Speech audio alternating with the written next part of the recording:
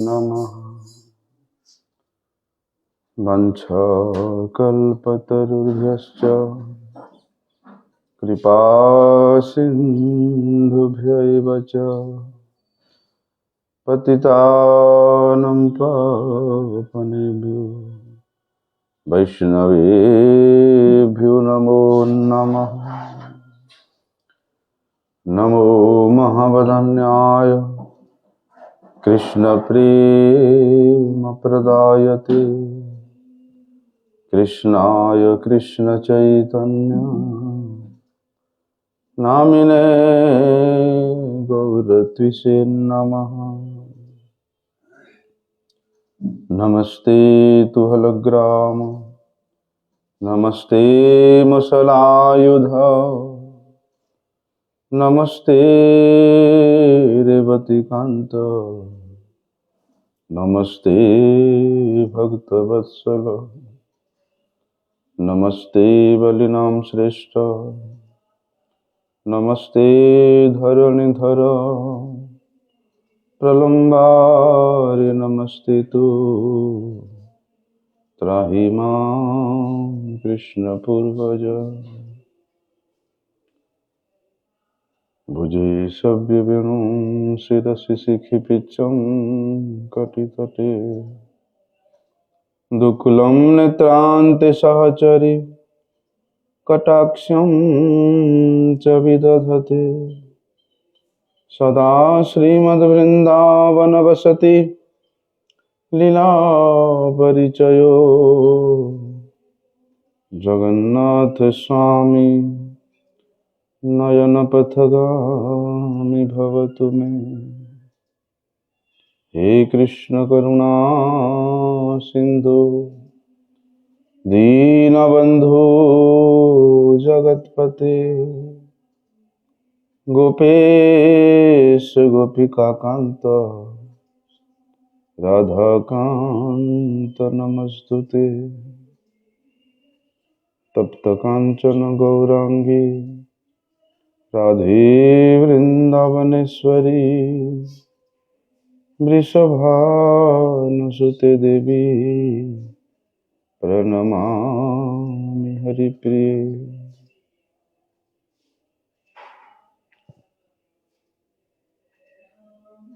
वंश कहाँ से साउंड आ रहा है इतना ज्यादा? मन उधर भाग रहा है, रहने दो।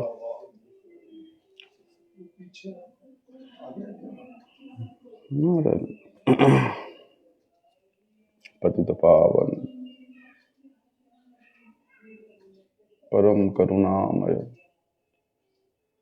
परम आराध्य तम श्री गुरुपाद पद्म नित्य लीला प्रविष्ट विष्णुपाद पद्म हंस परिव्राजकाचार्य अष्टोत्तर शत श्री श्रीमद शिला भक्ति वल्लभ तीर्थ गोस्वामी गुरु महाराज एवं नित्य लीला प्रविष्ट विष्णुपाद पद्म हंस श्री श्रीमद भक्ति विज्ञान भारती गोस्वामी महाराज जी के पाद पद्म में साष्टांग दंडवत प्रणाम करते हुए उनकी अहेतु की कृपा प्रार्थना करता हूँ।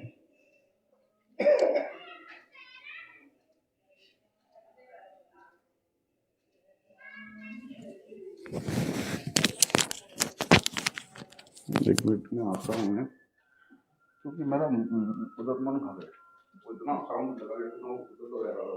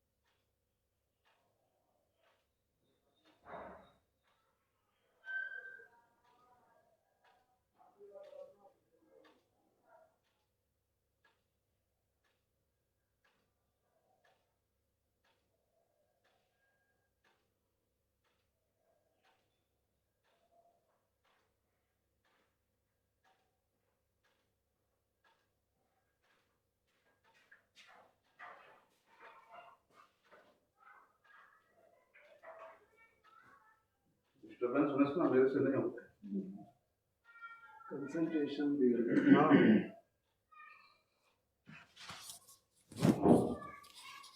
जो चीज बोलना चाहते हो वो बोला नहीं जाता है। हाँ कंटिन्यू साउंड है ना वहाँ का। क्षमा चाहता हूँ। तो कल हम लोगों ने श्रवण किया था कि भगवान का सेवा, विशेष रूप से सेवा में भी जो अर्चन सेवा है, जो विग्रह सेवा है, उसको किस भाव से करना चाहिए, इसको हम लोगों ने कल श्रवण किया था कि शास्त्र वाणी और महाजन वाणी, जब तक ये दोनों में दृढ़ विश्वास ना हो तब तक आप भजन के अंग का कोई भी क्रिया नहीं हो सकता है।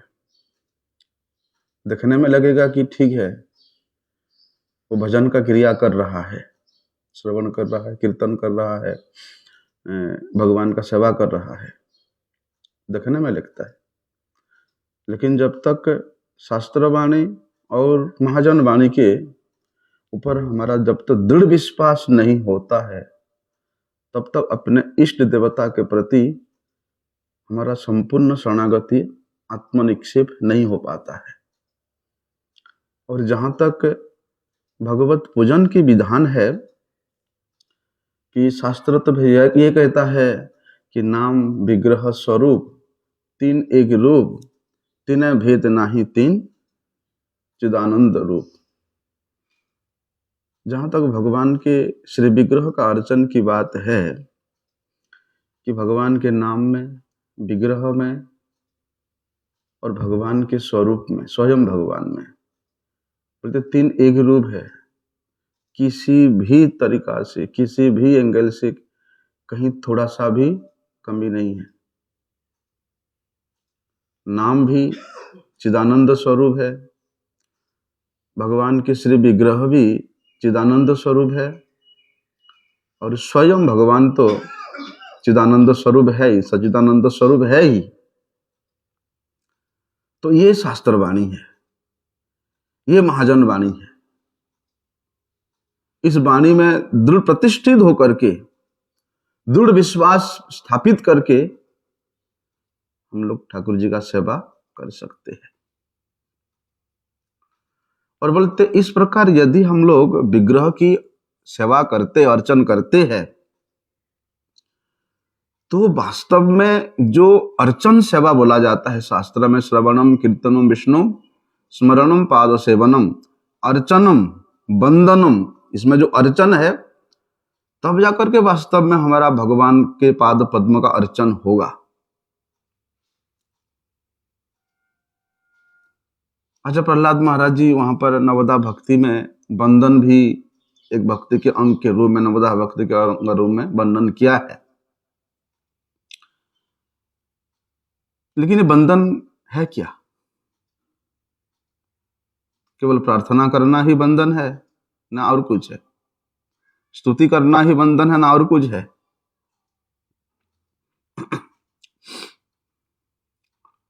बोलते ये जो बंधन भक्ति का अंग है, ये भी अर्चन भक्ति के अंग के अंदर ही आता है।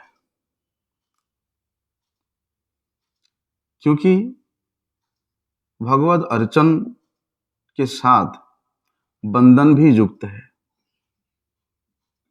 जैसे कोई पूजक भगवान का अर्चन करता है तो अर्चन के साथ साथ वहां पर बंधन करने का भी विधि शास्त्र वर्णन करता है। इसलिए उस बंधन के विषय में हमारे पूर्वाचार्य श्री जीव गोस्वामी पाद वर्णन करते हैं कि बंधनम तर्च यद्यपि अर्चनांगत्वेनापि वर्तते तथापि कीर्तन स्मरणाद स्वातंत्रेण अभिप्रेत्य पृथक विधीयते। बंधनस्य पृथक विधानां च अनंत गुणे ऐश्वर्य श्रवणात् तद्गुणानुसंधान पाद सेवादो विधृत दैन्यानां नमस्कार मात्रे कृताध्यवसायानाम अर्थे तदेतद बंधनम तथा तत्ते अनुकंपाम सुसमीक्षमाणो भुंजान एवात्म कृतम विपाकम हृदवाग बपुभीर विदधुन नमस्ते जीवे तजो मुक्ति पदे सदाय भाग। कहते हैं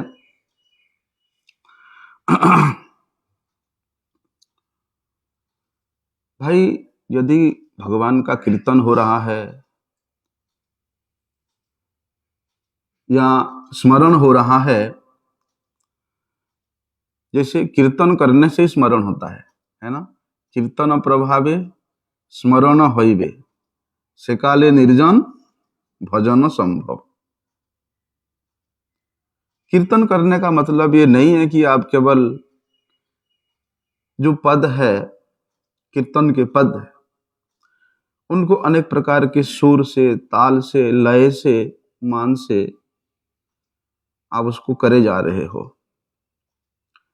लेकिन उस कीर्तन के एक एक शब्द में भगवान की कौन सी रूप का, कौन सी लीला का, कौन सी गुण का वर्णन हुआ है, वो स्मरण करना विशेष प्रयोजन है। वो कैसे स्मरण होता है? बोलते हैं कीर्तन प्रभावी। कीर्तन के द्वारा ही, कीर्तन के प्रभाव से ही, कीर्तन में इतना शक्ति है कि भगवान के नाम रूप गुण लीला को वो स्मरण करागा ही कराएगा, यदि वास्तव में आप कीर्तन कर रहे हैं तो। कीर्तिर्यस्य गुणादयस्य माधुर्यस्य रूपादयस्य कीर्तयन्ति।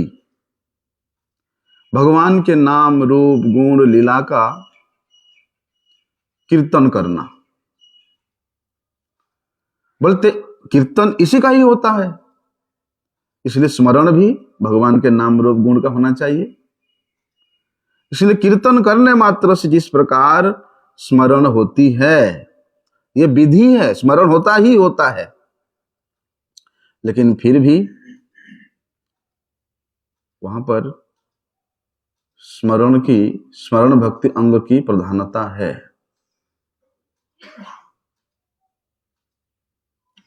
किस प्रकार से?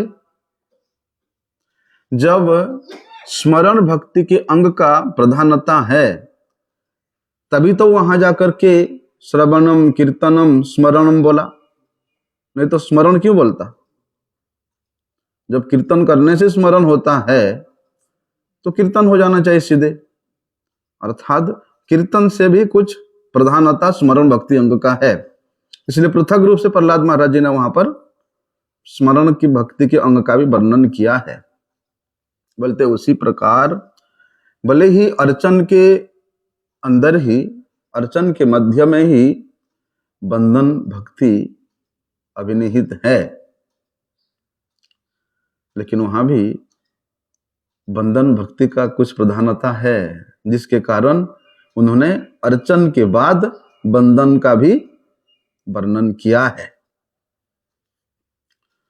कि बंधन भक्ति को भी, बंधन भक्ति के अंग को भी एक पृथक भक्ति के अंग में वर्णन किया गया है। इसलिए बंधनस्य पृथक विधानांच अनंत ऐश्वर्य गुणे श्रवणात्। बोलते उस बंधन में क्या होता है? बंधन में भी भगवान के रूप का बंधन होता है, भगवान के गुण का बंधन होता है, भगवान के लीला का बंधन होता है। इसलिए बोलते हैं प्रत्येक साधक को नित्य प्रति भगवत सम्मुख, भगवत विग्रह के सम्मुख बंधन करना अनिवार्य है। स्तव स्तुति करना कोई साधारण बात नहीं है।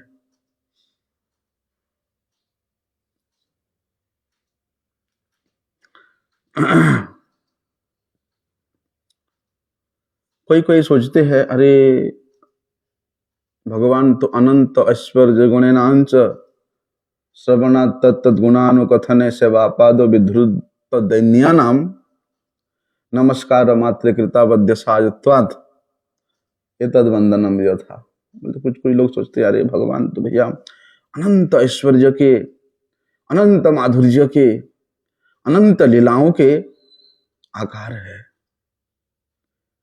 इसलिए इससे अनंत भगवान के अनंत गुणों का बंधन करना, कोई कोई संभ्रम वशतः, दैन्य वशतः सोचते हैं कि भगवान के उन गुणों का अनुसंधान करना, भगवान के उन चरणों की महिमा का गुणगान करना, भगवान के सेवा में अपने आप को लगाना, ये हमारे अधिकार में नहीं है। कुछ लोग इस प्रकार सोचते हैं, लेकिन इस प्रकार सोच करके वो लोग क्या करते हैं, केवल भगवान के सम्मुख जाकर के नमस्कार कर देते हैं और सुना कि नमस्कार के द्वारा ही सोचते हैं कि इसी से हमारा बंधन भी हो गया, अर्चन भी हो गया, सब कुछ हो गया।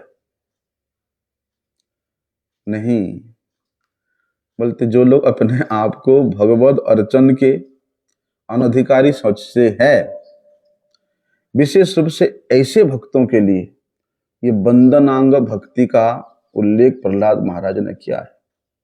कोई बात नहीं, आप भगवत मंदिर में जाकर के भगवान के विग्रह का अर्चना भले ही करने में असमर्थ हो या अयोग्य हो, कम से कम भगवान के सम्मुख आधा घंटा 1 घंटा बैठ करके भगवान को वंदन तो कर सकते हो, भगवान का स्तव स्तुति तो कर सकते हो, क्योंकि ये स्तव स्तुति भी, ये वंदन भी अर्चन ही है।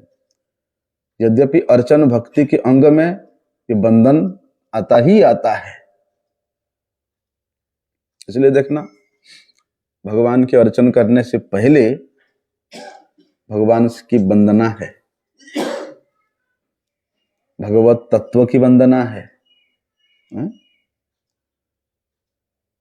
और भगवत अर्चन करने के उपरांत भी भगवान का वंदन का विधान है, वंदन है।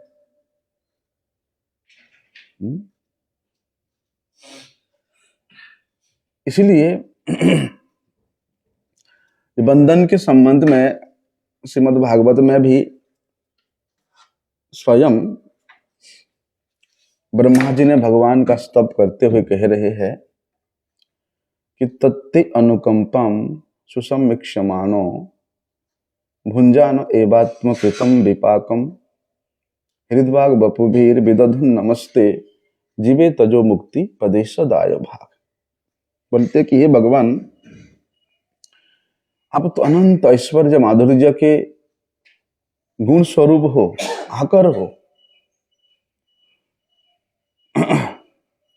और बोलते हैं कि आपके गुणों के, आपके माधुर्य के परिमाण में कोई अपने आप को समतुल करे वो कभी समर्थ हो ही नहीं सकता है, कोई भी समर्थ नहीं हो सकता। कि हे भगवान, तुम्हारे गुणों के परिमाण करने में कोई समर्थ नहीं हो सकता है। ऐसे कि स्वयं अनंत देव भी अनंत मुखों से, अनंत कालों से भगवान के उस अनंत गुणों का परिमाण कभी कल्पना नहीं कर सकते हैं। इतना अनंत भगवान के रूप गुण का महिमा। इसलिए तत्ते अनुकंपाम, कि हे भगवान, अपने आप को व्यक्ति हमेशा आपके ही कृपा की और दृष्टि लगा के रखे। सुख में हो, दुख में हो, जैसी भी अवस्था में हो, उसको आपके ही कृपा समझ करके, उसको आपका ही करुणा समझ करके अपने कर्मों के फल को वे भुगता रहे।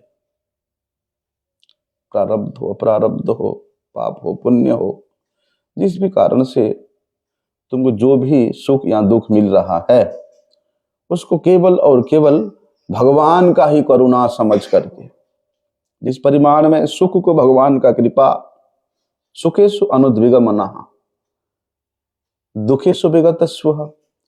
लेकिन क्या करें, जब सुख होता है तब तो भगवान का बड़े आशीर्वाद, बड़े कृपा समझते हैं, लेकिन जब दुख आता है मायूस हो जाते हैं कि मैंने भगवान का क्या बिगाड़ा था, तुमने मेरा ऐसा कर दिया वैसा कर दिया, तमाम नहीं।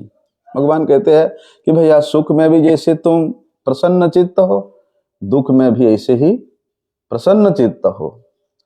इसलिए सुख को भी मेरे ही कृपा का आधार मानना और दुख को भी मेरे ही कृपा का आधार मानना।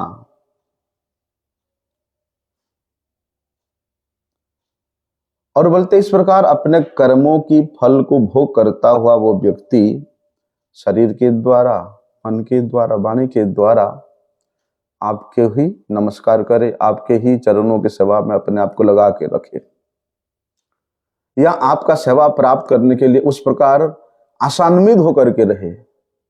जैसे चातक पक्षी बारिश की ओर और नया मेघ में जो बारिश होगा, नवीन मेघ युक्त जो वृष्टि है, जल है, उसको पाने के लिए हमेशा वो निहारता रहता है कि कब नया मेघ आएगा, बारिश करेगा, आशा है? लेकिन पिंगला नाम की एक वेश्या कहती है, आशा ही परमम दुखम नैराश्यम परमम सुखम। बोलते आशा करना बड़ा दुख है, निराश में ही सुख है। क्योंकि वो बैठी रहती थी पूरे दिन सज करके धज करके कि आज कोई ग्राहक आएगा, आज कोई ग्राहक आएगा। जो शाम तो कोई नहीं आता, निराश हो जाती। इसलिए उसने ये सिद्धांत बनाया कि नैराश्यम परमम सुखम। आशा में दुख है, निराश में सुख है। लेकिन ये सिद्धांत तब लागू होता है जब हम इस भौतिक संसार के भौतिक वस्तुओं की आशा में बैठे रहते हैं, मान सम्मान पद प्रतिष्ठा की आशा में बैठे रहते हैं। मिले तो खुशी, ना मिले तो निराश हो जाते हैं। लेकिन यहां कहते हैं वे चातक उन नवीन मेघ युक्त जल को पाने के लिए वे कितने महीनों से आकाश की ओर, मेघ की ओर निहारता रहता है। आशा है उसका कि बारिश होगा और उस बारिश के बूंद को मैं पान करूंगा। बोलते उसी प्रकार भगवान के सेवा प्राप्त करने के लिए हमेशा हमारा आशा होना चाहिए, हमेशा तैयारी होना चाहिए कब भगवान का सेवा मिल जाए। जैसे हमारे गौड़ियों मठों में राधा रानी का जो स्वरूप विग्रह हम लोग देखते हैं, इस प्रकार से राधा रानी रहती है, उनका हाथ जो हस्त जो है। दूसरी किसी किसी जगह में ऐसे आशीर्वाद देते हुए रहती है। लेकिन हमारे परम गुरु जी ने, श्रील प्रभुपाद जी ने राधा रानी के विग्रह को इस प्रकार भाव में क्यों स्थित कराया? बोलते राधा रानी है सेवा विग्रह, ठाकुर जी के सेवा का विग्रह है। इसलिए वे ठाकुर जी का जितना भी सेवा है, सब सेवा को अपना समझती है, अपना मानती है। इसलिए वे हमेशा तैयार रहती है इस प्रकार से सेवा करने के लिए।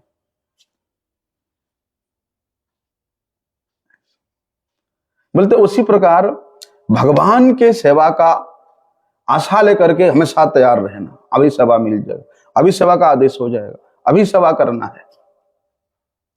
इस प्रकार का आशा वास्तव में ये सुख का कारण है, और संसार के विषय वस्तु का आशा वो दुख का कारण है। तो वहां ब्रह्मा जी कहते हैं कि भगवान के कृपा बिंदु रूपी वो अमृत को प्राप्त करने का आशा लेकर के भगवान का सेवा प्राप्त करना ही भगवान का कृपा प्राप्त करना है। भगवान जिसको कृपा करते उसी को ही अपना सेवा देते हैं, और वो सेवा भी गुरु के माध्यम से। स्वयं भगवान गुरु के रूप में प्रकट होकर के अपने अनुगत जनों के हाथ को पकड़ करके सिखाते हैं कि स्वयं भगवान सिखा रहे हैं गुरु रूप में कि मेरा सेवा ऐसे होता है। तो भगवान अपनी स्वयं के सेवा को स्वयं ही जनाने के लिए वे यहां प्रकट होते हैं गुरु के रूप में। उनको क्या जरूरत था प्रकट होने का? फिर भी सेवा सिखाने के लिए। लेकिन वही सेवा उन भगवान की कृपा के बिना प्राप्त होना असंभव है। इसलिए जिस साधक के जीवन में जितना भगवत सेवा करने का सौभाग्य प्राप्त हुआ है, उसका जीवन उतना ही सफल है, उतना ही सफल है। हाँ, आज तो ठाकुर जी का सेवा मिल गया, मजा आनंद आ गया। आज पुजारी कहीं गया है बुलाने किसी को, हैं, चलो हमको ठाकुर जी का सेवा मिल गया, भोग लगाने का मिल गया, आनंद आ गया। इस प्रकार का भाव होना चाहिए।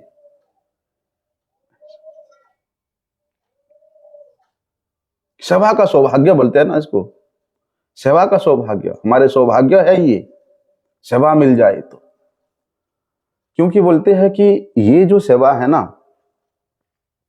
जो इस प्रकार अपने किए कर्म को, कर्म के फल को भगते हुए उसको भगवान का आशीर्वाद समझ करके जीवन बिता करके भगवान की सेवा के आशा में बैठा रहता है, वो व्यक्ति उसी प्रकार, जिस प्रकार पिता के संपत्ति में तो पुत्र का अधिकार होता ही है, ये निश्चित है। पिता के संपत्ति के ऊपर भाई भाई में जो बंटवारे होती है, उसी प्रकार ऐसे आशा लेकर के जो व्यक्ति रहता है, ये उसका उत्तराधिकार है कि उसको अवश्य भगवान का सेवा मिलेगा, अवश्य मिलेगा। लेकिन उस आशा होना चाहिए। लेकिन अपने स्वयं के सुख दुख को प्रतिकार करने के लिए हम लोग उसमें अपना समय को व्यतीत कर देते हैं, भूल जाते हैं सेवा की आशा को। इसलिए यहां कहते हैं बंधन। इस प्रकार भाव लेकर के जब हम, आशा लेकर के जब हम भगवान का वंदना करेंगे, तो भगवान उस बंधन के माध्यम से, बंधन को निमित्त बना करके अपना सेवा उस साधक को प्रदान कर देते हैं।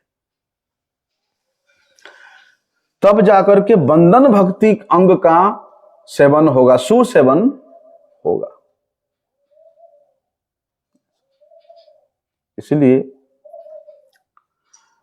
ये जो नवदा भक्ति का 6 अंग है, श्रवणम, कीर्तनम, विष्णु स्मरणम, पाद सेवनम, अर्चन और बंदन, ये जो 6 भक्ति का अंग के विषय में हम लोग कई दिन से श्रवण किया है। बोलते ये 6 अंगों का सुसेवन जब संभव होगा, तब जाकर के उस साधक के हृदय में दास्यता, दास्यम, सख्यम, आत्मनिवेदन, ये 3 जो बाकी जो 3 के भक्ति का अंग है, तब जाकर के तीनों भक्ति के अंग का सेवन हो सकता है, उससे पहले नहीं। देखो, हम लोग श्रेष्ठ समझते थे, सबसे पहले श्रवण बताया है तो श्रवण भक्ति अंग सबसे श्रेष्ठ है। लेकिन उन भक्ति के अंगों के माध्यम से, उन भक्ति के अंग को पालन करने से ही जीव के हृदय में ये 3 भक्ति का अंग, ये 3 भाव आता है, सख्यम, दास्यम, आत्मनिवेदनम। उससे पहले नहीं। आप श्रवण करो, कीर्तन करो, स्मरण करो, अर्चन करो, वंदन करो, ये क्रिया जब आप बार बार करते रहोगे, तब जाकर के बाकी जो 3 भक्ति का अंग है, दास्य, सख्य, आत्मनिवेदन, वो संभव हो जाता है, अन्यथा नहीं। मैं श्रवण कीर्तन नहीं करूंगा, स्मरण वंदन अर्चन नहीं करूंगा और सोचूंगा कि दास्य सख्य आत्मा ने अपने आप हो जाए, असंभव है।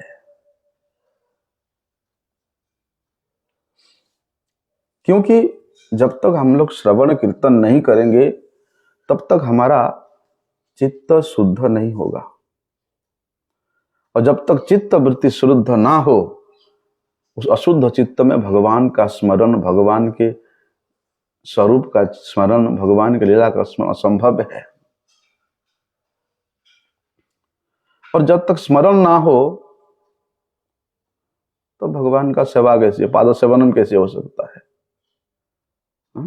इसीलिए कहते हैं बुद्धि लगा करके विद्वता के बल पर या धन ऐश्वर्य के सामर्थ्य के बल पर कभी भी भक्ति के ये जो 3 अंग है, भले ही आप बुद्धि लगा करके श्रवण कीर्तन कर लो, पैसे लगा करके आप मंदिर बना लो, अर्चन इत्यादि कर लो, लेकिन कहते हैं ऐसा बुद्धि लगा करके ये जो 3 अंग है, दास्यम, सख्यम, आत्मनिवेदम, ये संभव नहीं हो सकता है।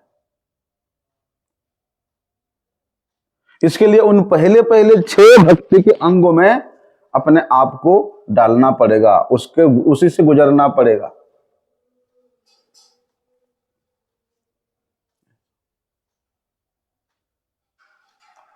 तो वे दास्यम के विषय में हमारे जीव गोस्वामी पाद जी वर्णन करते हैं, दास्य कि मैं भगवान विष्णु का दास हूं।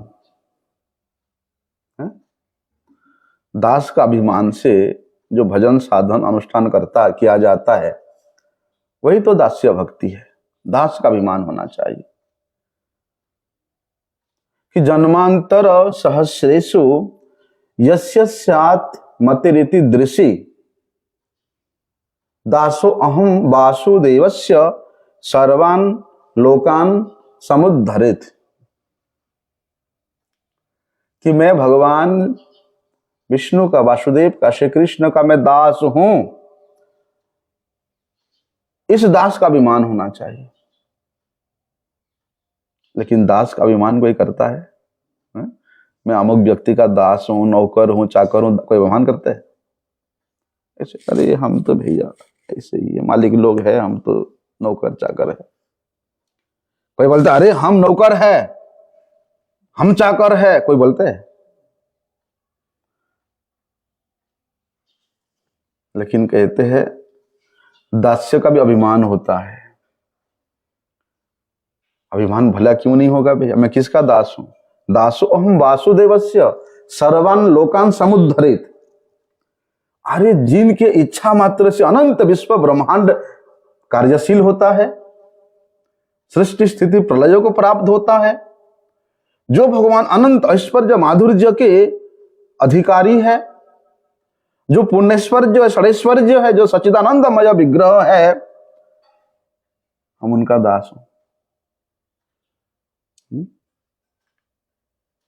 अभी जाके पूछो, जो प्रधानमंत्री का पीए होता है, उसको पूछ के देखो, वो कभी बोलेगा ना कि हम जो है नौकर है।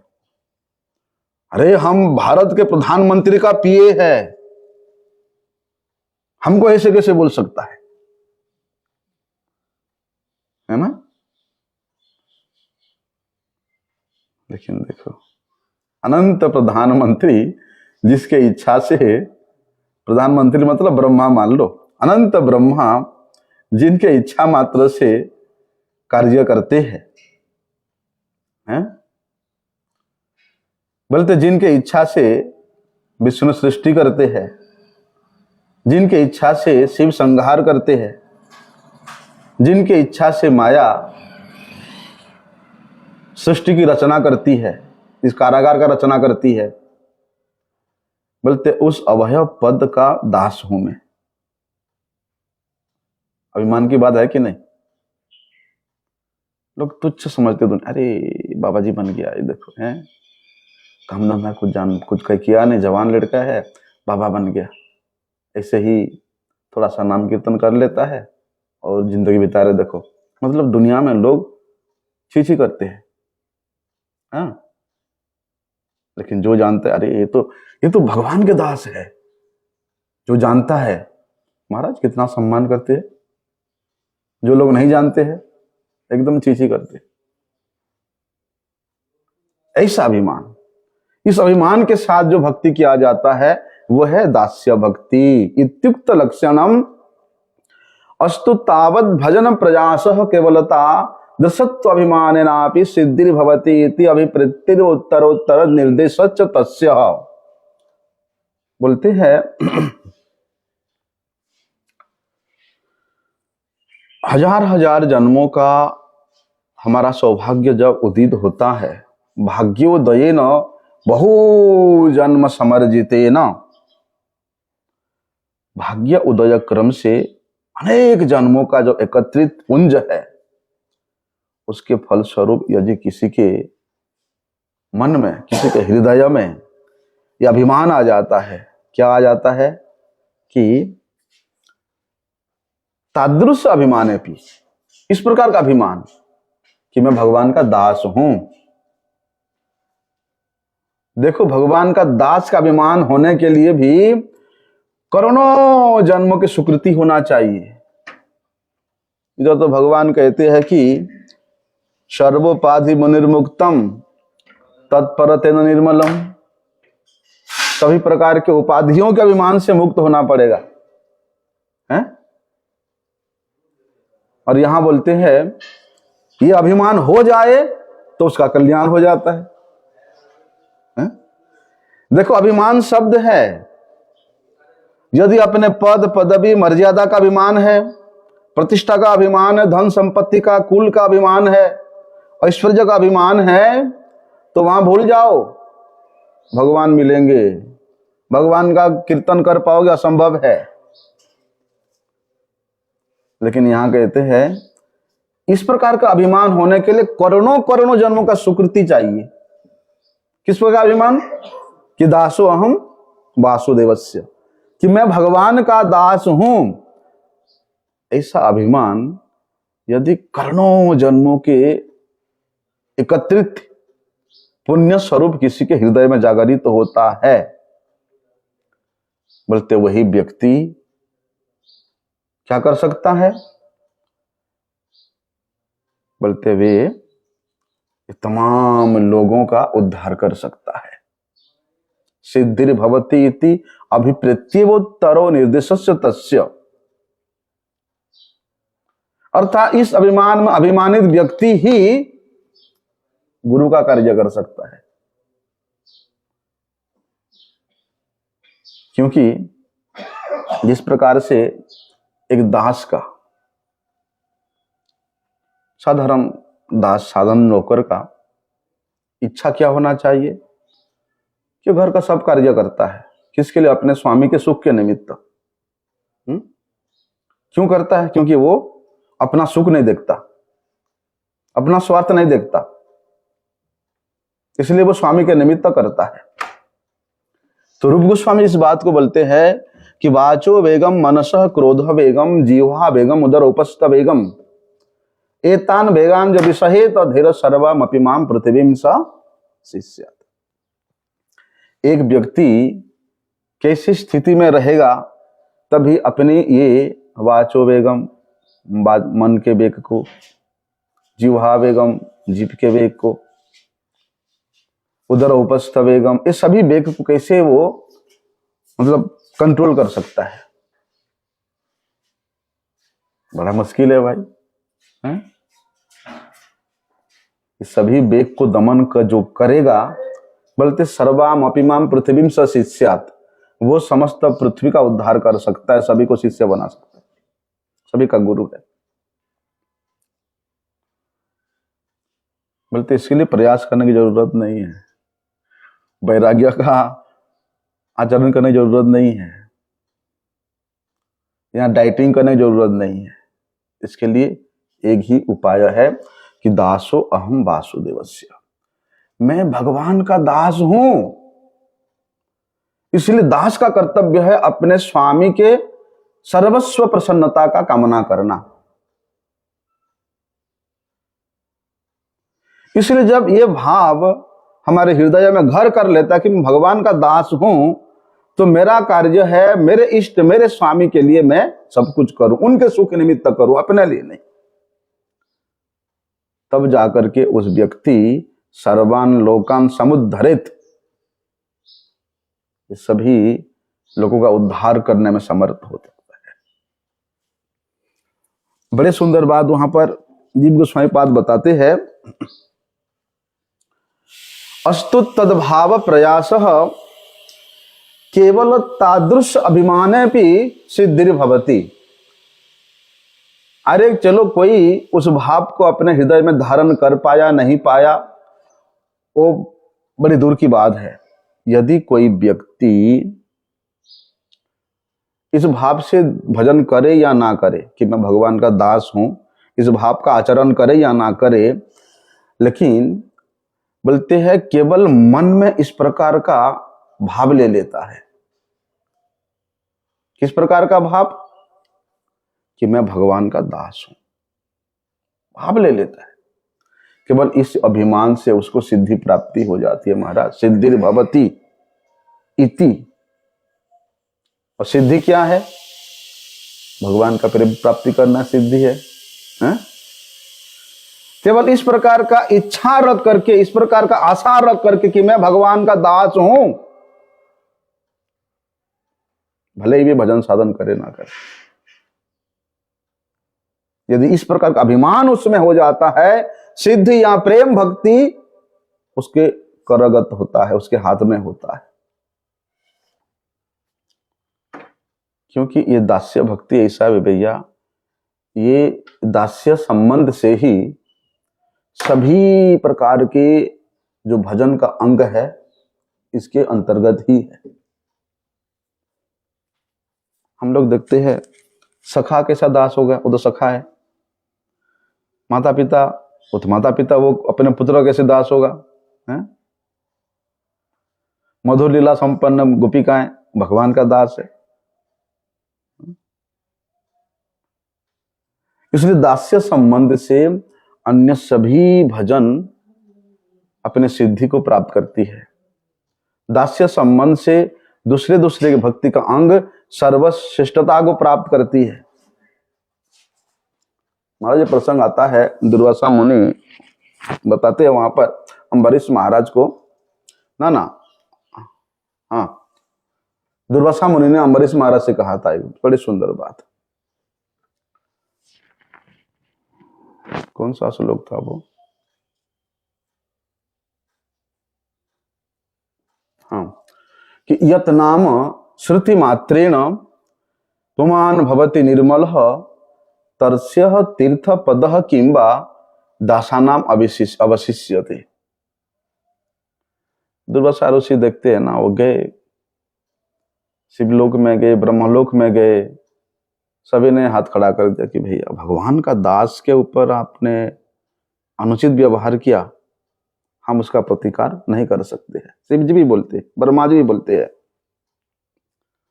तो भगवान के पास जाते हैं, वैकुंठ में जाकर के भगवान बोलते हैं, दुर्वासा जी आपने जो कार्य किया ना, उस कार्य से आपको रक्षा करने के लिए मैं भी समर्थ नहीं। क्या कार्य किया? जो अम्बरीश हमेशा मेरे दास होने का भाव रखता है और मेरे कारण, मेरे निमित्त वो सब कुछ करता है। मनः कृष्ण पदारविंदयो बचांसि वैकुंठ गुणानुवर्णने करौतर हरे मंदिर मार्जनादिशु। बोलते अपने संपूर्ण इंद्रियों को, संपूर्ण शरीर को वो मेरे सेवा में नियोजित करके रखा है। अर्थात उसके हृदय में ये भाव है कि मैं उसका दास हूं। क्यों ऐसा? जब मेरे ऊपर उसका ऐसा भाव है तो मैं उसको कैसे छोड़ सकता हूं, है?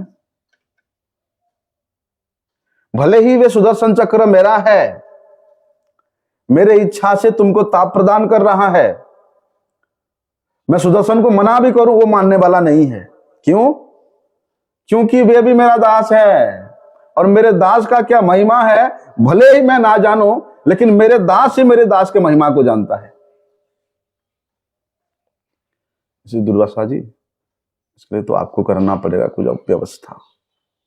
देखो सुदर्शन चक्र बहुत गुस्से में है, अगर मैं उसको भी मना भी करूं वो मानने वाला नहीं है, वो इतना क्रोध में है। क्योंकि आपने कार्य इसे किया, उसका जो सखा है अम्बरीश दास, उसके ऊपर आपने अत्याचार किया है, मारने का प्रयास किया है। तो दुर्वासा जी ने वहां पर भगवान के दास का महिमा को सुना, यहां तक कहा भगवान, अहम भक्त पराधीनो यह स्वतंत्र द्विजः, कि दुर्वासा जी देखो, मैं भी स्वतंत्र नहीं हूं, मैं भी किसी के अधीन हूं, कोई मुझे भी अपनी पराधीनता में रखा है, वो है भक्त। भक्त भक्त जनप्रिय। इसलिए वहां पर भगवान के दास की महिमा को सुन करके अम्बरीश जी वहीं से आकर के अम्बरीश महाराज के चरण में पद के कहते हैं, क्षमा कीजिए, भगवान के दास का इतना महिमा कि यत नाम श्रुति मात्रेण पुमान भवति निर्मल। बोलते जिन भगवान स्वयं तीर्थपद स्वरूप है, उन भगवान के नाम यथा कथनचित यदि कोई व्यक्ति सुनता है तो उसका हृदय निर्मल हो जाता है। परंतु तस्य तीर्थपदम की वा दशानाम अवशिष्यते, जो व्यक्ति उन तीर्थपद भगवान के चरण को हमेशा अपने हृदय में धारण करके उनकी चरणों की सेवा का कामना करता है, उनके चरणों की सेवा में लिप्त है, उनके चरणों की सेवा की आशा करता है, बोलते उस व्यक्ति का कौन क्या बिगाड़ सकता है। या उस व्यक्ति को प्राप्त करने के लिए कोई अप्राप्त वस्तु रह जाता है संसार में, सब कुछ प्राप्त हो जाता है। अन्यथा भगवान के चरणों की सेवा के सुख को अनुभव करके दास्य अभिमान होगा, तब चरणों की सुख के सेवा का अनुभव होगा। तो वो सुख के सेवा का अनुभव करके जो व्यक्ति अपना जीवन व्यतीत कर रहा है, उसको ये संसार के भोग विलास क्या उससे उन्नत लग सकता है। अत्यंत तुच्छ बुद्धि हो जाता है संसार के इस वस्तुओं में, कृष्ण इतर वस्तुओं में उसका विरक्ति हो जाता है। उसके लिए उसको विरक्त होने की आवश्यकता नहीं पड़ता है। भगवान के सेवा के प्रति अनुरक्त हो जाओ, भगवान के नाम के प्रति अनुरक्त हो जाओ, संसार का अनुरक्ति अपने आप छूट जाएगी। इसलिए वहां कहते हैं यस्य भगवतो नाम श्रवण मात्रेण यथा कथनचित श्रवणे किम पुनः सम्यक तद भजने इत्यर्थः। और जो भक्त नित्य निरंतर भगवान का नाम कीर्तन में लगे हुए हैं, भजन स्मरण में लगे हुए हैं, तरहि दासो अस्मिति अभिमानेन सम्यगेव भजताम सर्वत्र साधने साध्ये च किम अवशिष्यते त अधिकमन्यत किमपि नास्ति इत्यर्थः।